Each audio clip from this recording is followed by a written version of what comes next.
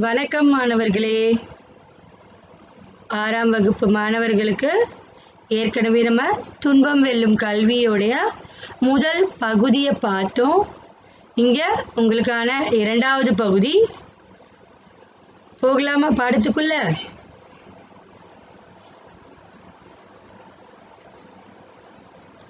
ஏற்கனவே பாடலின் பொருள் நம்ம பார்த்தோம்.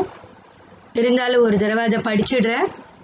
நாம் நூல்களை கற்றதோடு இருந்துவிடக்கூடாது, கற்றதன் பயனை மறக்கக்கூடாது, நம் நாட்டின் நெறி தவறி நடக்கக்கூடாது, நல்லவர்கள் குறை சொல்லும்படி வளரக்கூடாது, பெரியோர் கூறும் அறிவுரைகளை மீறக்கூடாது, பிறரிடம் பழகும் முறையிலும் பேசும் முறையிலும் பண்பு நெறி மாறக்கூடாது, பிறர் உழைப்பில் வாழக்கூடாது, தன்மானம் இல்லாத கோழைகளுடன் சேரக்கூடாது, துன்பத்தை நீக்கும் கல்வியினை கற்க வேண்டும், சோம்பலை போக்கிட வேண்டும், பிறருடன் வம்பு செய்யும் வழக்கம் இருந்தால் அதை விட்டுவிட வேண்டும், வானை தொடும் அளவுக்கு அறிவை வளர்த்து கொள்ள வேண்டும், மேலான அறிஞர்கள் கூறிய அறிவுரைகளின்படி வாழ வேண்டும், அதன் மூலம் வெற்றிகளையும் விருதுகளையும் பெருமைகளையும் பெற வேண்டும்,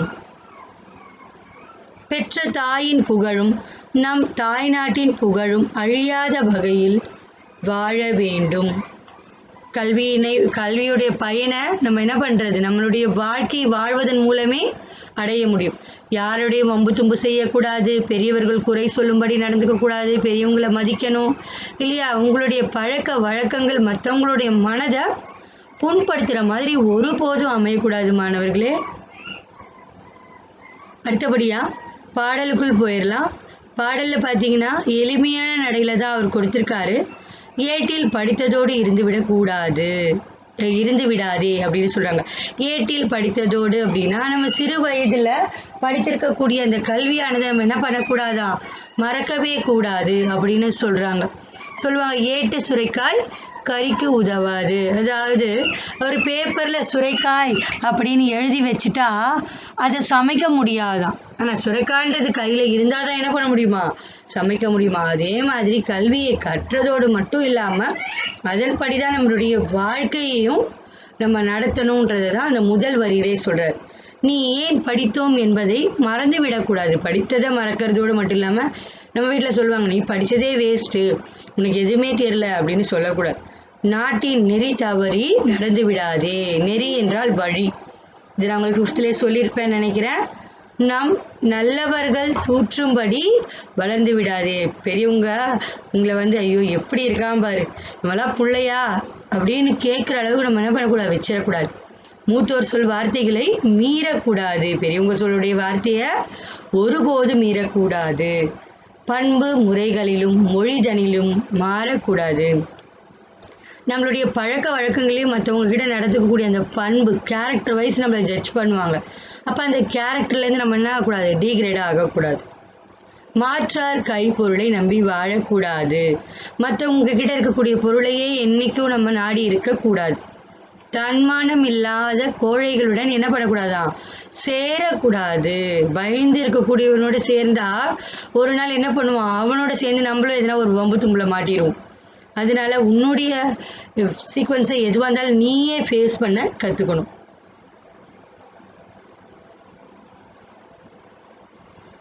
அடுத்த பாடல் வரிகளை பார்க்கலாம்.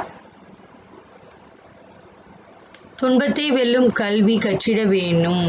நீ கற்கக்கூடிய இந்த கல்வி என்ன பண்ணுமா, உன்னுடைய துன்பத்தை போக்கிடும் அப்படின்னு சொல்கிறாங்க.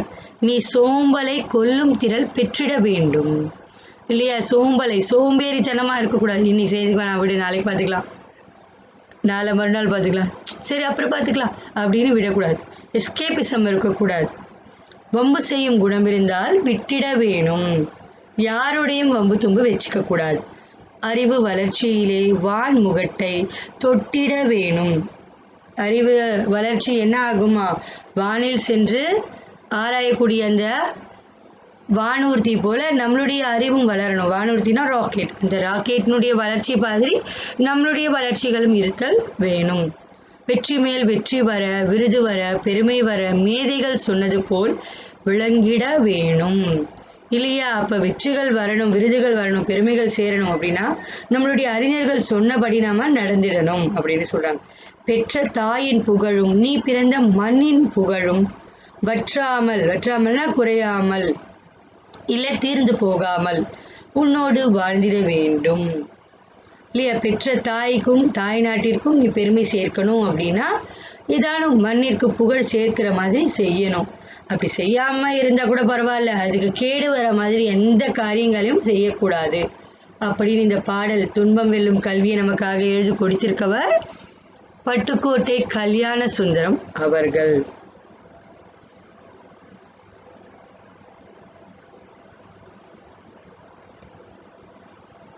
அடுத்தபடியாக சொல்லும் பொருளும் இதை நீங்கள் உங்களுடைய கிளாஸ் ஒர்க்கில் காப்பி பண்ணணும்.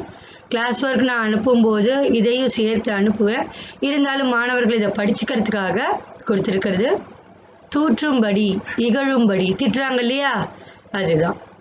மூத்தோர், பெரியோர், மேதைகள், அறிஞர்கள், அறிஞர்கள்னால் எல்லாத்தையும் கற்று தெளிந்து இருக்காங்க இல்லையா, அவங்க தான். மாற்றார், மற்றவர், நெறி, வழி, வற்றாமல், அழியாமல், அதாவது குறையாமல், தீர்ந்து போகாமல் அப்படின்னு சொல்லலாம்.